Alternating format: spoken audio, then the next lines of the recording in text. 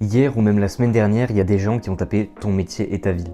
Ils sont tombés sur ta fiche Google et ils ont appelé quelqu'un d'autre. Et tu le sais pas, enfin tu le sauras jamais, il n'y a pas de notification sur ton téléphone, tu viens de perdre un chantier, non tu le sais pas. Et les appels que t'as pas eu, ça se voit de nulle part. Du coup aujourd'hui ces appels on va aller les chercher. Dans cette vidéo, je vais te montrer donc les 9 réglages qui vont faire sonner ton téléphone dès cette semaine. Donc prends bien ta fiche Google sous les yeux, on va la regarder ensemble point par point, et puis je te dis où ça fuit quoi. Juste avant de commencer, je me présente, donc moi c'est Tom, ça fait plus d'1 an que j'accompagne des dizaines de boîtes dans le bâtiment, dans le BTP, dans le second œuvre, à ne plus dépendre du bouche à oreille. Pour que tu comprennes bien, la vidéo elle va se décomposer en 3 étages. Donc le premier étage, ça va être trouvé. Donc est-ce que Google sait dans quel rayon te ranger pour que tu puisses être trouvé? L'étage 2, ça va être le fait d'être choisi. Donc le mec il voit 3 fiches, il en appelle une, pourquoi ça doit être la tienne? Et ensuite l'étage 3, c'est le fait d'être contacté, quand la personne a décidé de t'appeler. Et voilà le truc, tout le monde travaille sur l'étage 1. L'étage 3, pratiquement personne.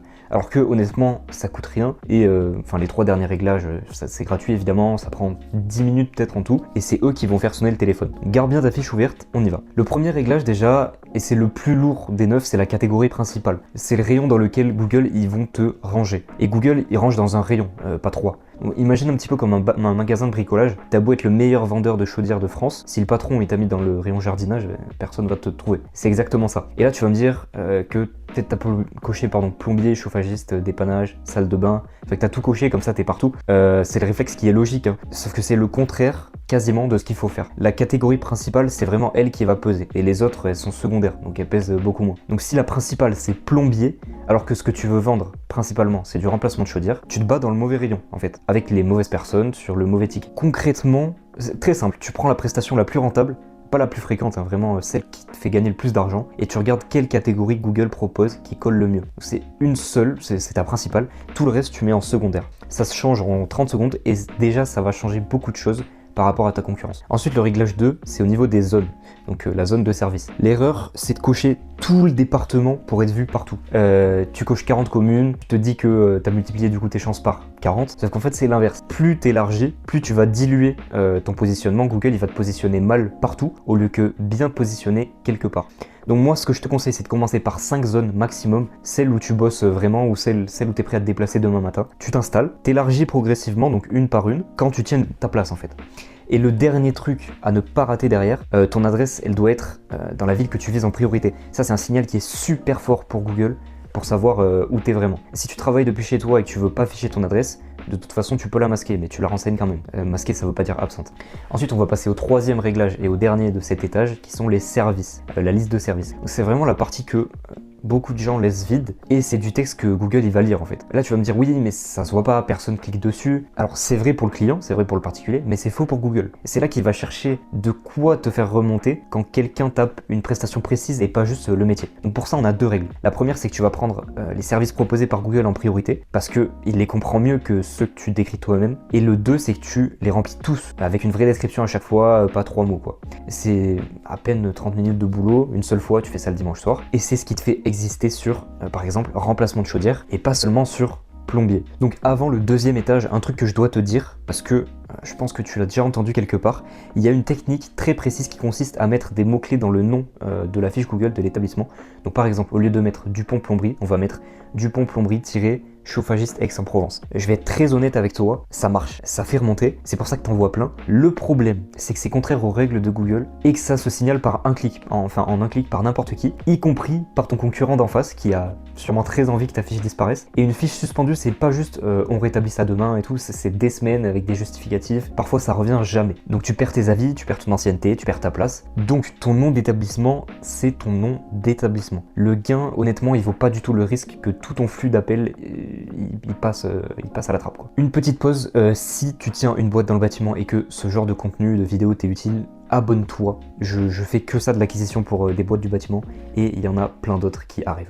Bon allez, on passe au 2e étage. Donc là le but c'est d'être trouvé. T'es dans les 2-3 déjà qui s'affichent en premier, le mec il regarde 3 fiches et le but c'est qu'il en appelle une, ok ?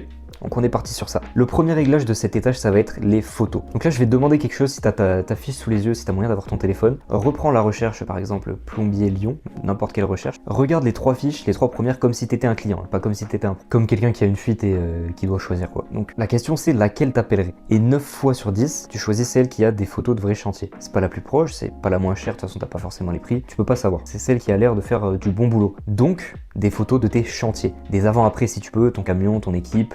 Pas de banque d'images que tu as trouvé sur Google, ça repousse de malade. Et surtout régulièrement. Une fiche où la dernière photo elle date d'il y a 2 ans, ça dit boîte à l'arrêt. Enfin, ça donne pas confiance. 2 photos par mois ou même une prise avec le téléphone sur ton chantier, c'est suffisant. Ça prend 2 minutes. Ensuite, le prochain réglage, ça va être au niveau des avis. Je vais pas vous faire tout ce qu'on vous dit d'habitude, vous dire... bref, vous allez comprendre.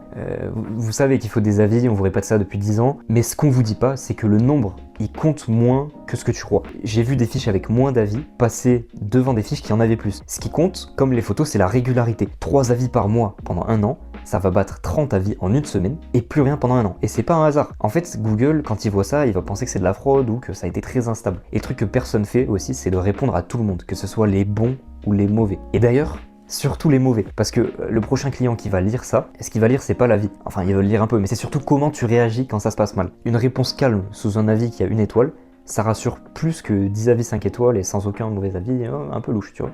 De toute façon, j'ai fait une vidéo entière qui parle entre autres de comment demander des avis, etc. sans harceler la personne. Elle est sur ma chaîne YouTube, t'as juste à cliquer et puis tu pourras aller voir.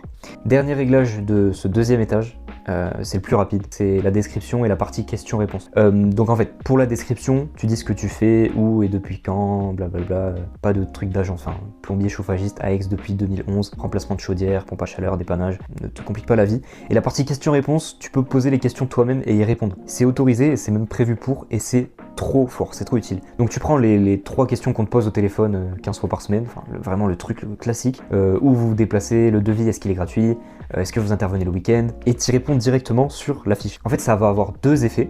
C'est du texte déjà que Google va lire, et en plus ça t'enlève des appels qui au final vont pas être qualifiés quoi. Donc c'est super utile. Bon, on passe à l'étage 3, donc c'est celui que je t'ai promis un petit peu depuis le début. Là c'est bon, hein, le particulier il t'a trouvé, il t'a choisi, maintenant il est sur ta fiche. Et c'est là que la moitié des artisans, ils perdent l'appel sans jamais le savoir. Parce que ce qui se passe ici, ça apparaît nulle part. Tu vas pas voir les appels que t'as pas eu. Et c'est vraiment ça le problème. Donc, premier réglage de cet étage, celui-là, tu peux le faire pendant que je te parle avec ta fiche ouverte, c'est super simple. C'est au niveau de tes horaires. Donc si t'as mis 8h, 8h, 17h par exemple, parce que c'est tes horaires de chantier, etc., tu perds des appels pour 2 raisons. La première, c'est évident, c'est que le particulier, il t'appelle quand il rentre du boulot. Donc 18h, 19h. Et sur ta fiche, c'est marqué fermé, du coup, il appelle le suivant. Ça, vraiment, même moi, quand j'ai voulu appeler un artisan, ça m'est déjà arrivé. Et la deuxième, on t'en parle jamais, c'est que Google regarde si tu décroches. Un appel qui va sonner dans le vide pendant tes heures d'ouverture, c'est un signal ultra négatif. Et si c'est répété, ça te fait descendre. Ensuite, c'est un cercle vicieux parce que plus personne t'appelle. Donc, élargis les heures de chaque côté, par exemple 7h30, 18h30, un exemple, mais élargis seulement là où quelqu'un va vraiment décrocher.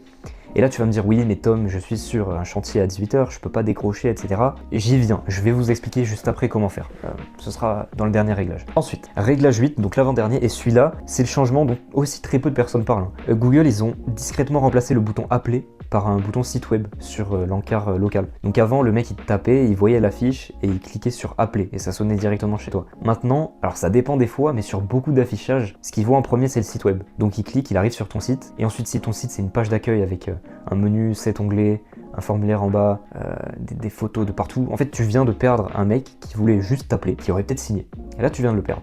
Ce que tu fais pour ça, c'est que tu vas vérifier où atterrit ce clic. Sur cette page, ton numéro, il doit être tout en haut. Il doit être en gros, cliquable, etc. Pas du tout en pied de page ou même en deuxième. Donc si t'as pas de site, laisse la fiche pointer vers rien plutôt que vers une page morte. Une fiche seule, alors c'est pas le top, mais ça marche déjà très bien, ça fait 70-80% du boulot.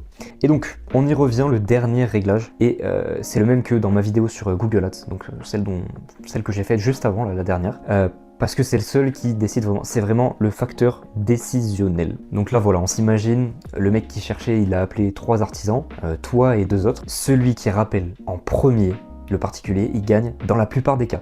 C'est pas parce qu'il est meilleur, c'est pas parce qu'il est moins cher, parce que le particulier, il le sait même pas. C'est parce qu'il est premier. Sur la fiche, ça se joue à 2 endroits principalement. Le premier, c'est la messagerie. Donc si tu l'actives, tu dois y répondre, bien sûr.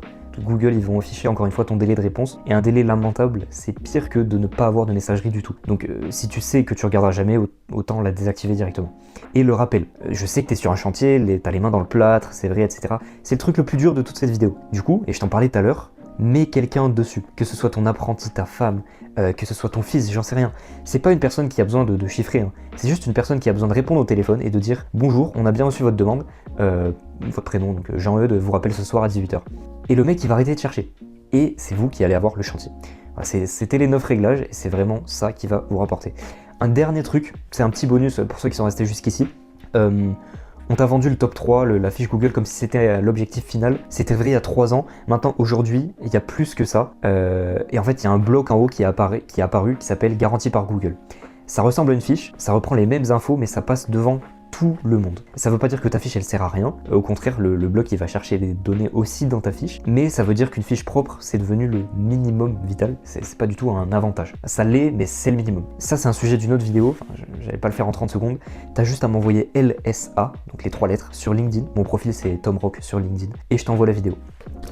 Voilà, du coup c'était les 3 étages, être trouvé, être choisi et être contacté, et donc les 9 réglages. Maintenant, si tu veux qu'on regarde ensemble ta fiche, donc que ce soit ton métier, ta zone, ce que font tes concurrents en face, etc., pour bien tout faire correctement, de toute façon, t'as juste à m'envoyer un message pareil sur LinkedIn. Moi, je te dis honnêtement où t'en es, et s'il n'y a rien à faire, je te le dirai aussi. Et dernière chose, j'aimerais bien faire une vidéo où je prends des fiches réelles et où du coup je les analyse une par une en direct. Donc si tu veux que je regarde la tienne, t'as juste à mettre ton métier et ta ville en commentaire. Comme ça je ferai quelques-unes des fiches et j'en ferai une vidéo. Voilà, c'était Tom, à la prochaine.